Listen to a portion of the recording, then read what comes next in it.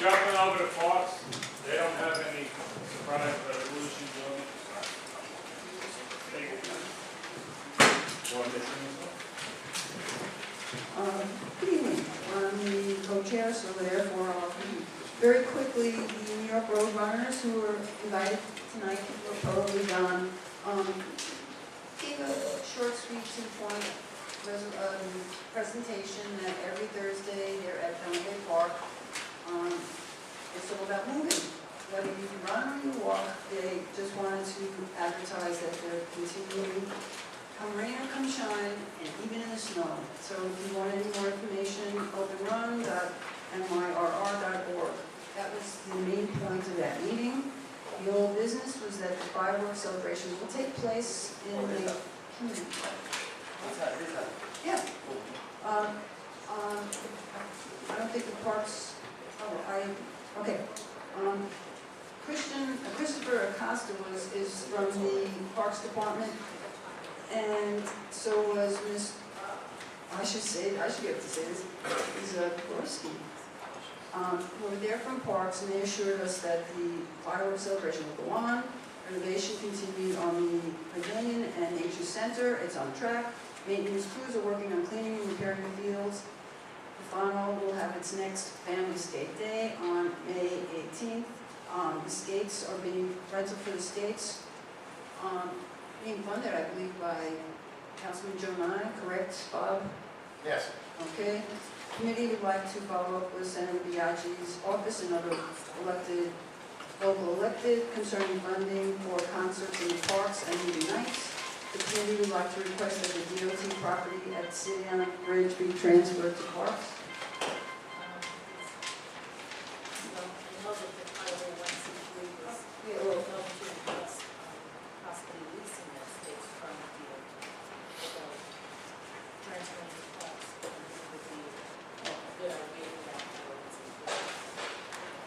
Again, it's not happening. I know, Then you're gonna have to reach out and see what works out better. Yeah. didn't Parks, were you at the meeting? I was. And what did Parks? I'm on the same. Oh, yeah, sorry, Tom. Did Parks say it was not theirs? Yes, Is it they DOT? said definitely that it was, some people believe it used to be parks, and then DOT took it over just for the bridge project, but Parks said no, it was never theirs. We didn't actually say that we were gonna request that Parks take it over. We had a discussion, and Parks said, like, we're not really too thrilled with the idea, but we discussed how it would work with our project. So it's a possibility, but we're not really specifically. And this is not here, but Sandy Luskin is a counselor for 4 Saturdays. Early dates, we will once again have a summer program starting July 27th through August 17th. And we will be running it from 11 till 4. We have one experienced counselor, we need a new one, ages 15 to 18-ish. She pays well. Anyway, so if you know of any young person that wants to do it. Thank you. Tom, you want to go? What? Yeah, I won't go. I seen you going, doing your voice exercises. Thank you, Mr. Chair. The committee met on April 2nd. I want to first take a minute to thank everybody for their really good participation. This is a really good committee. The people are really focused on answering questions and really versatile on getting to the problem with the cars. We welcome Tom Smith. He lives in City Island, and he'll be a good addition to the committee as we can have some good input on what's going on in City Island. So I thank him for joining the committee. We have 1, 2, 3, 4, 5, 6 new bars, Archie's Tap and Table. Is there anybody that has any questions on any of these bars before I read them? No. Okay. Archie's Tap and Table, 536 City Island Avenue, 10464 between Beach and Cross Street, license 1282407, which expires on 4/30/2019.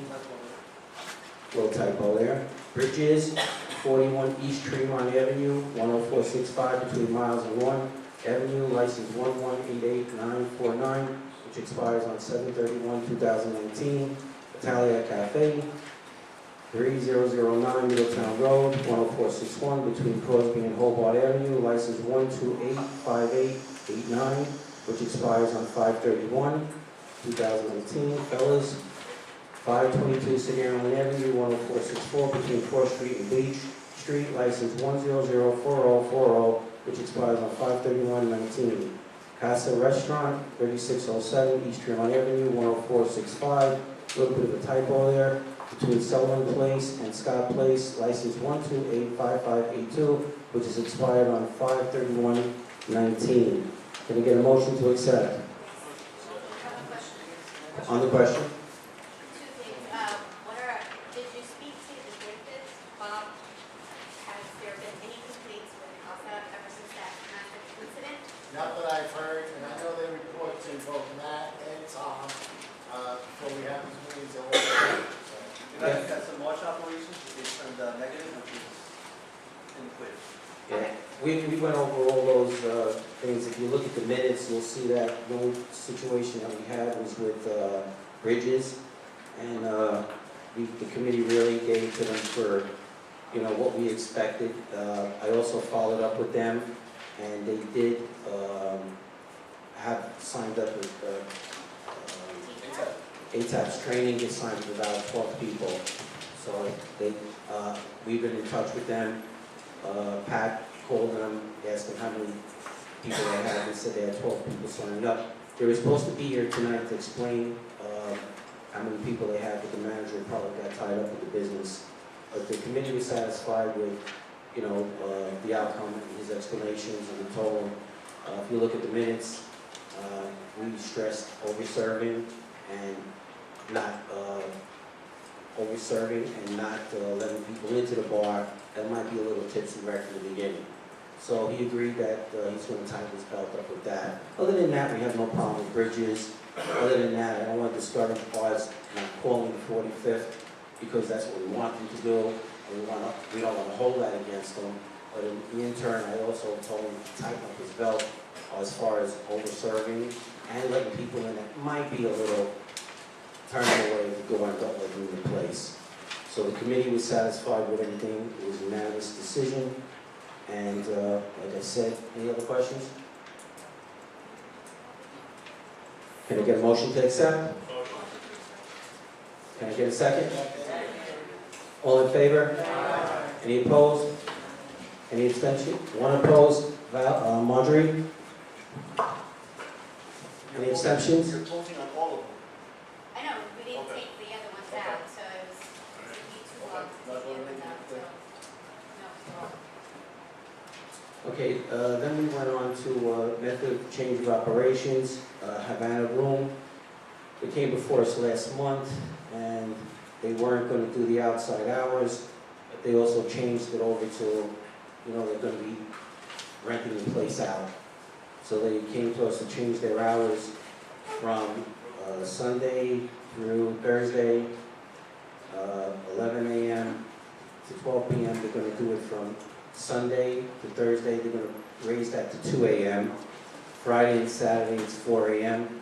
They added DJ and live music, and they already had recorded music on there. They are going to use the outside hours now from 11 a.m. to 12 a.m. Monday through Thursday, matter of fact, all across the board, from Sunday to Saturday. We do have a stipulation that we voted on. At the time, we didn't vote on it yet, so I put a little note in there that if it was accepted by the full board, that if they were going to have outside music to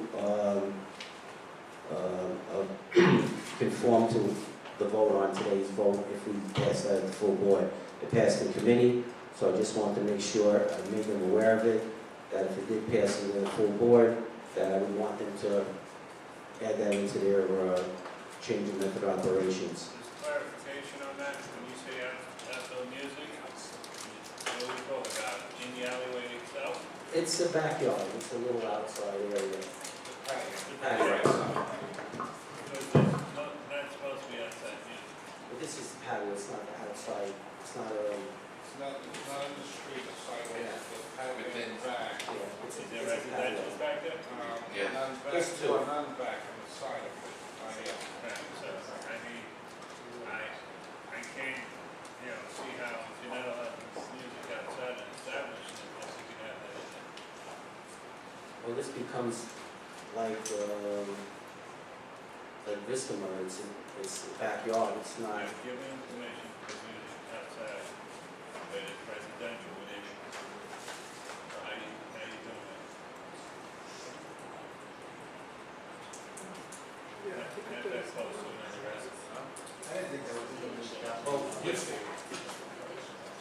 he just asked for outdoor hours, and he said we weren't, you know, they weren't going to put music out there, but They the said- amendment that we have here, outdoor area, stop music by, But they said they're not putting music, so why do you have to stop that?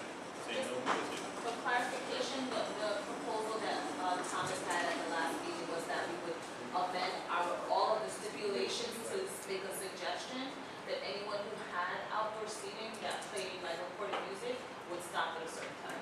But again, This Right. wasn't specifically It wasn't for establishment, it was for other establishments that Okay. might come up. So it wasn't for this establishment specifically. That was the recommendation from our chairperson of the board was that for our new stipulations, anyone who had outdoor seating and plays music would be regulated to end at a certain time.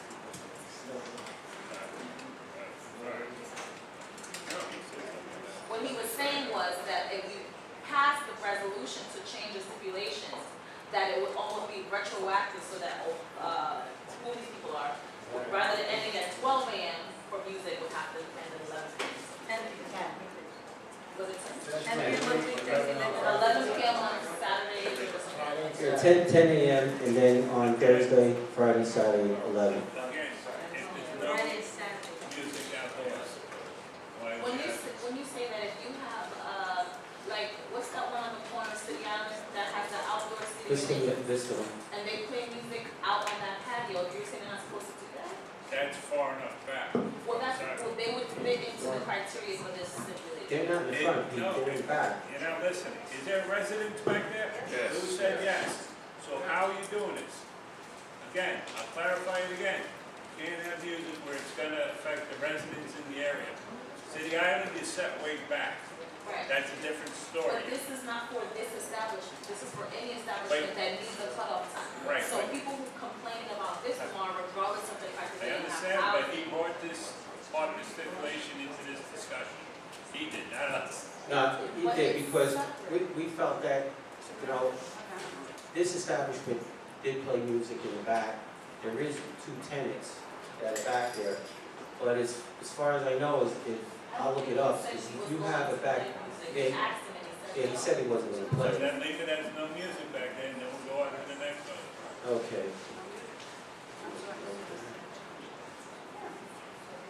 They said there's gonna be no outdoor music.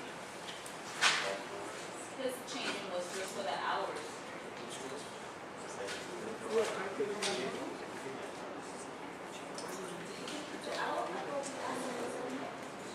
Is there outdoor music? Check the light on it? Okay, just said no. Does anybody remember something? He, Ruben's involved with it, he said, No, okay, Listen, okay. Thank you, Ruben. Tom, vote. I was waiting for someone to ask you. Okay, can you, Just so the confusion is that you tell you put stuff in the stipulations, even in the event that you may not, that you are. So if it's off, it's not. Okay? okay, the Havana Room, 3604C, East Tremont Avenue, 10465, between Lafayette and Phillips Avenue, license 1299246, which expires on 2/28/2021. To change the restaurant and catering facility, change the music patio and outdoor hours. I just showed the hours to you, they're right there. Can I get a motion to accept? Motion to accept. All in favor? Any opposed? Any abstentions? And One recusal. Yeah. No, that's it. Just one recusal. One recusal. So there's a conflict of interest. You just go see a lot. All right, Tom? Then, well, we discussed, we had a resolution for people that do have permission to play outdoor music. We wanted to stop it by 10 o'clock Sunday through Thursday and 11 p.m. on Friday and Saturday. We had a discussion on this. It was pretty extensive conversation, and we agreed on it. So there was 10 in favor and 2 abstentions. Resolved that the recommendation of the Economic Development Committee of Bronx Community Board 10 that a modification be made to the board setting the stipulations for a liquor license establishments by adding the following narrative and at the end of section 7, outdoor area, that this be forwarded to the full board for approval. Music for outdoor area must stop by 10 p.m. Sunday through Thursday and 11 p.m. on Friday and Saturday. Can I get a motion to accept? Motion to accept? In a second? Motion to table under the objection of DEP rules saying that at 10 o'clock, your ambient temperature, the ambient level can only be 9, I think it's 9 or 30 above the ambient noise of the street. So if they say that at 10 o'clock, how do we have 11 o'clock? And again, you're making a broad statement at this time. It's one thing if the property set back far enough that it's not gonna affect the residents, but to put the stipulation in is like giving them a green light to do it. So I think we should table this back to committee for further discussion. I agree. All in favor? Aye. Any opposed? Any abstentions? Thank you, Thomas. Any more? I didn't mean to kill that, Tom, but I think we need a little bit more discussion.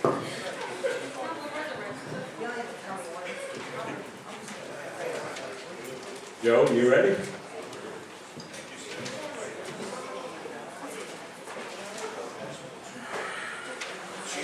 Okay, municipal services, we're up.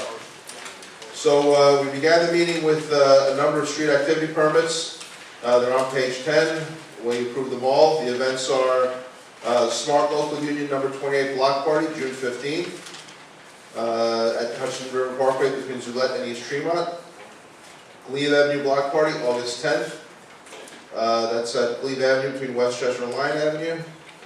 The Griswold Avenue Block Party, July 27th, between Griswold and McDonough.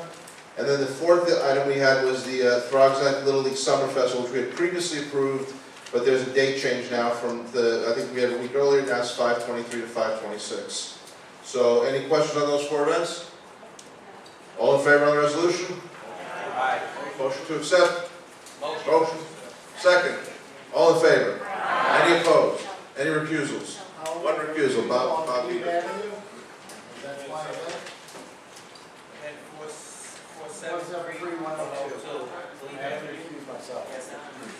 Okay, so they're all unanimous except for that one recusal. The second part of the meeting, I'll keep it brief, is we had a presentation from the New York State Department of Transportation regarding the proposed changes to I-95. This is a very ambitious program they presented, and one that's really going to affect everybody in the community from Co-op City to City Island to Pelham Bay. It's really a whole entire retrofit of I-95 from Pelham Bay Park to Co-op City. So it's something that I think that everyone needs to take the extra effort and reach out to Matt and get copies of the presentation and review them. They will be coming back to us in September and October with as the proposal starts to go through the process and get finalized. And we will be voting on it at a certain point in the fall. So again, I think it's very important. There are a lot of changes. Pelham Parkway is being redesigned with left-hand turns and 3 traffic lights that are going to be added to Pelham Parkway. The exit and entrance ramps along I-95 are being shut down and consolidated to 2. There's a Hudson River exit into Co-op City. That's part of the process. So again, I urge everyone to reach out, get a copy of the presentation, go through it, because this will be a hot topic, especially in the fall, in September and October, as they start to go through the process for approvals and moving forward. And there will be public hearing on it. Question? Can I just say something? The presentation, I couldn't understand the one. I'm And sorry. then the handouts were given to the observers in color, and then we were told, here's the yellow one, we got the black and white ones, and then we were told, oh, look at the yellow one, and how can we look at this stuff? Which is why I didn't get, Matt's got to send out the PowerPoint so everyone It'll be on our has a website. fresh copy. It'll be on- I'm sorry for the language barrier there. Are we gonna fix all the potholes and things? Potholes we're not discussing. Beyond that, it's more than I think they're adding more potholes to slow down the traffic. I think that's the plan. Sorry about that. Anything else? Okay, thank you.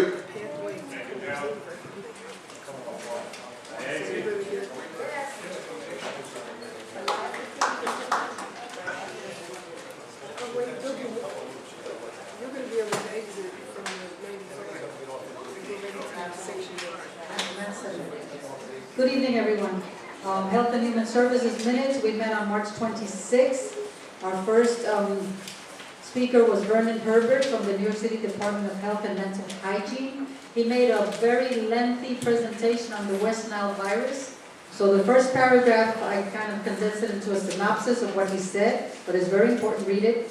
But what was important to Community Board 10 is that there are 61 tracks in the 5 boroughs. There are 9 permanent tracks in the Bronx. Community Board 10 has 3 permanent tracks. If an area tests positive, a supplemental track is set up to see the travel length of the mosquito. Its flight can range up to 5 miles. If a positive pool is found on the first supplemental track, it is tested again. If it's positive a second time, it increases the criteria for coming out at night with NYPD. A positive pool area is called a hotspot. Then a licensed exterminator is sent to apply pesticides. Going up a minute, it says that you can live a normal life, but for some it creates a compromised immune system and can result in death. In the Bronx, we've had 4 human cases. In Community Board 10, only 1 case was reported. The Bronx has more than 18,000 catch basins. There is a contract with DEP and outside vendors that treat the catch basins 3 times during mosquito season. The Bronx last year received 311 calls to 311 regarding mosquito complaints. Community Board 10 received 70 311 calls. The 5 boroughs received under 3,000. Summonses are issued for standing water to property owners. Rain barrels are to be kept covered. Fines range from $300 to $1,000. Ferry Point gets a lot of ground application. Areas like Pelham Parkway, Co-op City, Ferry Point, abandoned railroads are always on surveillance and get routine on-site visits. And if you read the first paragraph, it said it was first found in some Flushing Airport area, was where they first found the West Nile virus, and then it has touched every city in the United States. And it was discovered in 1937 in Uganda. Thank you. The next presentation was by Roger Ventnor van Lissinger. Oh, I got that. Regarding a plant-based nutrition program, please read what's there. I encourage you, all of us, the committee was very excited about the future of healthy eating for the Bronx. Hopefully, hashtag not 62 is getting better. We're getting better and better in there. Item number 3, Marisol Alcantara and Patricia Arman from New York State Nurses Association spoke on the nurse-patient ratio. Reference was made to Montefiore Moses on Gun Hill Road. We informed them how active Community Board 10 has been in the situation of hallway beds and overcrowded emergency room facilities, but we've concentrated a lot more on the Einstein Montefiore. Then a floor resolution was presented, we bring before the board today, by Bob Peter and seconded by Lauren Council, to send a support letter to all state, senate, and assembly members in Community Board 10 requesting legislation to enforce safe staffing ratios and the elimination of hallway beds. Motion to accept? Second?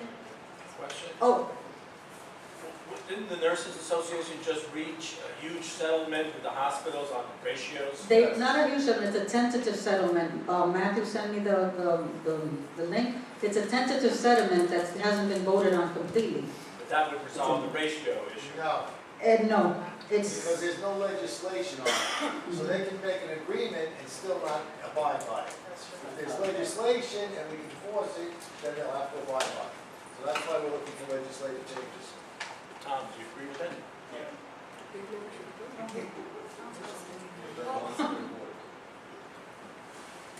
So, the resolution is before the floor? All, no, was it second? Yep. All in favor? Aye. Against? Abstain? Recusal? So carried, thank you. The Healthy Lifestyle Walk is scheduled for Saturday, June 1st, and will be combined with the Co-op City Fair in the Greenway, so we don't have to do a second walk. It'll begin at 10 a.m., and the fair begins at 12, so you can enjoy a healthy walk and buy stuff or enjoy yourself. Nancy, can you tell me what that letter for? Bob did it, so let him know. There you go. Okay, and I want to thank the committee. They elected Debbie Hunt and myself as chair again, so I want to thank you very much. Thank you, Nancy. We're gonna go into old business at this time, and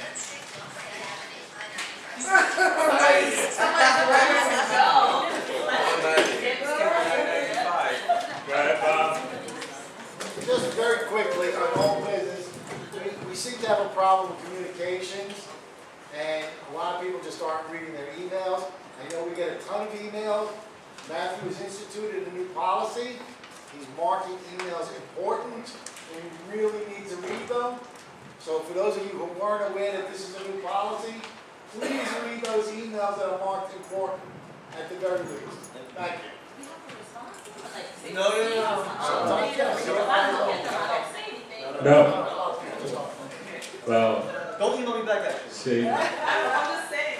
I get enough already. only if the email requests a response, which we did send out just recently, an email to the executive board looking for a response. So that's what sparked that, if you remember.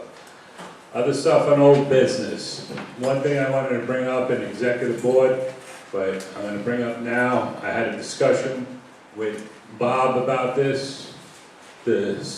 What is it, skate park day or skate day? Family skate day, In the past, we had no problem, as a board, just jumping in and sponsoring things. But we need to make sure, do we want to continue the way without going through the board, or do you want board approval to get involved with different things? So this was a past practice that we've done several times in the past. It's not a big deal, but we just want to be clear. Is that how we want to continue, or do you want to be brought up in front of the board before we make a decision what we're going to put our name on? So it comes in. not coming over. The skate day is sponsored by Survivor right now, not us. Our name is involved with it. We're partners. That was mentioned at the last full board meeting, that's why I'm bringing it up now. And on the flip side of that, sometimes there's money involved with elected officials in these, and this board has always stand on its own. They don't like getting involved with any sort of fundraising or any sort of nonprofit accounts or anything like that. So that's another aspect of that choice. If we're gonna, go co-sponsor, if you have elected officials, their name will be there, they'll be sponsoring money, our name will be there. So just something we could think about and get back to us. Bob? I just want to be clear about certain things. As far as finances are concerned, this board doesn't even have a bank account. We don't receive money from anybody, we don't give out money to anybody. Okay? So that needs to be very clear. In this particular instance, the elected official was reached out to, was the only elected official I was reached out to, not only by Survivor I Am, but also by myself as a request, how are we going to make this happen? Originally we went to Parks, Parks said they don't have anything available, then we went to the councilman to see if he wanted to be involved in it. The councilman was at the Parks Committee meeting when he agreed to be a part of it. As far as the board's involvement is concerned, we're printing the flyers for them. we'll reach out to the press for them. We're basically assisting what is a fairly new organization who has never run an event like this before, so the community board's getting involved in that way. So just to be clear, this is what our involvement is. Okay? Thank you. Just a little bit more. What I'm saying, when you have an elected official sponsoring money and a board member goes to the elected official for the money, we don't want to, I want the board to make that decision if they want to be beholden to an elected official with the money, even though, if we're asking for it. Not to be discussed tonight, just wanted to bring it up, food for thought, it'll be brought back up in the executive board, and for further discussion, we'll see where it all goes, okay? And one more, the check is specifically going to Yes, Survive Right Now. absolutely. We have nothing to do with touching any money. We don't touch any money. One of the other things is, in our Parks Minutes, for example, we had Senator Villela sponsoring various movie nights and concerts throughout our community. So it was thought that, I'm sorry, Villela and Klein, actually. I'm sorry, we're going far way back. But regardless, we've had to pass senators sponsor all these events. So the Parks Committee thought it would be a good idea to reach out to the current senator to see if they want to sponsor some parks events. Which she said, I spoke to her staff, they're working on it. Okay, so again, this is us reaching out on behalf of Parks Department, not asking for funding. I just want to be clear on how it's being done. Well, there's another board member that doesn't seem to be in agreement. Again, discussion for later. Irene? Thank you, Chairman Sullivan. So what I want to say is that we've gotten a lot of emails about our February 2019 meeting and the discussion about attendance. It's not about whether you are going to be here or not. It's about the fact that we did not have a discussion about what the committee recommended to stay in the bylaws. And so when the policy was recommended to remain in the bylaws, and then it was removed, that's where the issue became for me. First clarification, there was never a committee, any special committee, ad hoc committee, or any other committee would have to be a vote of the board. This was a task assigned by the chairperson. As per the bylaws, I'm allowed to do that. This was not a committee, and ad hoc committees don't make any decisions, determinations, or anything like that. So I just wanted to clear that up. Thank you. With that said, we were asked for our recommendations, we submitted them, and when we discussed, when I attempted to discuss it in February, Matthew said we were pushing it to the following month. So therefore, there was no discussion, so therefore, there should not have been a vote March. As per our bylaws, when there's a bylaw change, it's called you present, just like we did tonight. It was present, we don't discuss it, the discussion happens the following month in March. Okay, it was presented in February, this gets discussed in March. And the reason behind this, for anyone that doesn't understand that, is that you have to give notification to all the board members before we have a discussion on it. So if you start discussing it before it's being presented to the whole board, now if you give it the month before, they have time to contact the board office, email, give us comments, edits, whatever they want. They can come to the following meeting. Everyone knows you vote the following meeting, and that's when you do the discussion. If you do this discussion premature, you're not giving the whole board a chance to weigh in on that. Thank you. That's for our bylaws. And I'm okay with that portion of the bylaws. My issue is full transparency for all, and the amount of time that everyone should have to discuss and really understand what you're voting on, so therefore you can make a good decision going forward for all of us.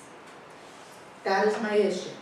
Whether we accept the attendance or remove the attendance, is our decision after we have time to discuss it.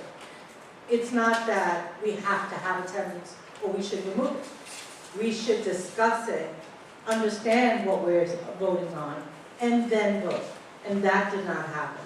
So I want to make sure that everyone is aware that we voted to remove all attendance for all positions, board members and the executive office. And as long as there's clarity on that, we move forward. Just to clarify, this was brought up last month, there was a discussion. There was a question on the motion, there was a discussion. It was Taisha and myself, am I correct? And then I believe someone else did ask another question. And at that point, we asked any other questions. No other questions were asked, and we moved for a vote. So there was discussion. Now, that being said, if we want more time on a thing that is being presented as a bylaw change, in the past, it has been tabled to a following month. So if you feel that you're being pressured, it's going too fast. In the past, we've tabled it, we pulled it back, we tabled it for a vote for the following month. That is always an option for every board member. So please, if you think things are being rushed, you can table it, okay? And just for complete transparency, the question on the attendance for 5 officers of the executive board out of 11 people, all 11 get elected because every standing chair gets elected, has been sent. And? You sure? That reads the committees. We always had an eyeball. Got 5 committees and 5 offices. Okay. We'll have to make up a new committee. Discuss that at the event on Saturday. Okay, but that being said, it has been sent up for, to see if there's a problem with having some sort of restriction on the election for only part of the executive board. So we're waiting for an answer back.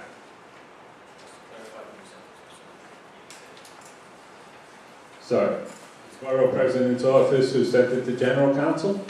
Okay, thank you. I'm counting now. I'm not trusting you. 4, 5, 6, 7, 8. 8 and 4 other board members, right? 5, 6. There is no. No, there is 6. It's 11, right? I miss it. And you graduated from St. Raymond's? Man, come on, you're killing me. 6 and 5 and 6. Okay. Anyone else with anything on old business? Anything on new business?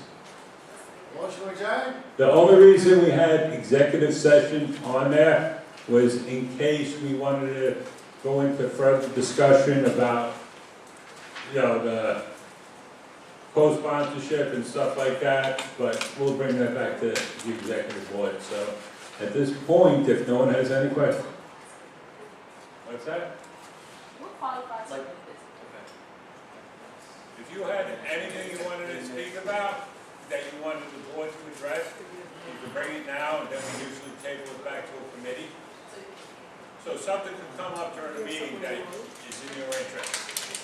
Okay? Yes. What happened with the attendance thing? Are we on it, or we off, or we stay, I want to know it, but I want clarification. The clarification is, the board voted unanimously last month. It is part of the bylaws. If we want to change it, it is a bylaw change. We have to submit it and wait another month before we can vote on it. And is there anyone that at this point does not understand that we voted out the attendance requirement for anyone running for office? Please raise your hand if there's any discussion.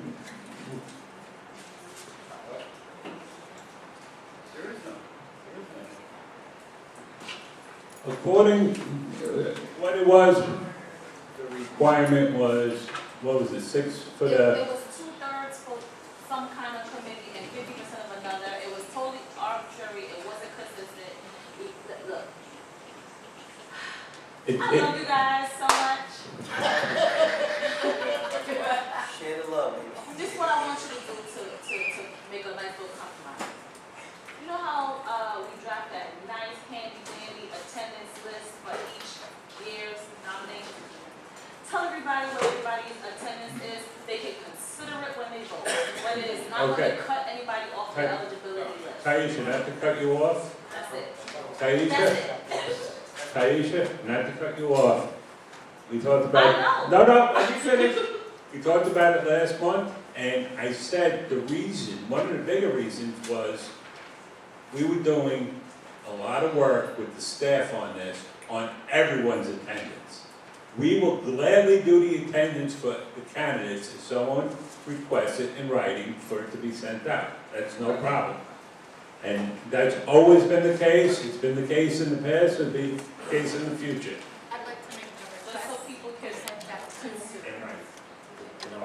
Okay? I still think you need to be clear, and I don't know. that you don't have to come to any meeting. That's very clear. It's a fun. Nancy, What if it's requested in writing and some of us just don't care about it? then don't open that email, we'll mark it attendance.